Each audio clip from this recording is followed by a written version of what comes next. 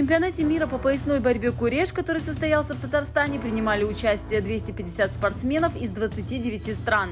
3 медали с состязания привезли в Крым наши соотечественники Эннан Сеферов, Эмирали Сейтмамутов и Вильнур Велиев.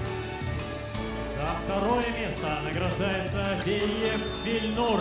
Эмирали Сейтмамутову 17 лет. Борьбой он занимается всего 3 года и уже стал призером соревнований мирового уровня в юношеской категории. Первым у меня был белорус, следующий соперник у меня был болгар. Это было сложно, каждый соперник давался по-своему. Ну, самое тяжелое это была весогонка, я гонял 5 килограмм. Это самое тяжелое из всех соревнований, что у меня случилось.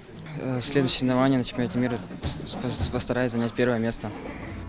Второе место среди мужчин взял крымско-татарский спортсмен Эннан Сеферов, который является и тренером по вольной и поясной борьбе. Довольно сильный турнир был, много там именитых спортсменов выступало, хорошие призы, ну и такая, там, грубо говоря, все привезли основные составы туда, очень сильная конкуренция. Несмотря на жесткую конкуренцию, наставники остались довольны результатом, но за первыми местами обещали еще вернуться.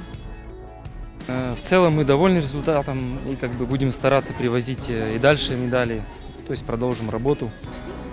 Будем стараться уже завоевывать золотые медали. Сейчас вот готовимся, 8 августа в Киеве будет проходить турнир международный. Там, туда готовимся, оттуда приезжаем в сентябре месяце, у нас будет чемпионат России в Кабардино-Балкарии. Также планируем выезд вот в Румынию, нас пригласили, кстати, на чемпионате мира.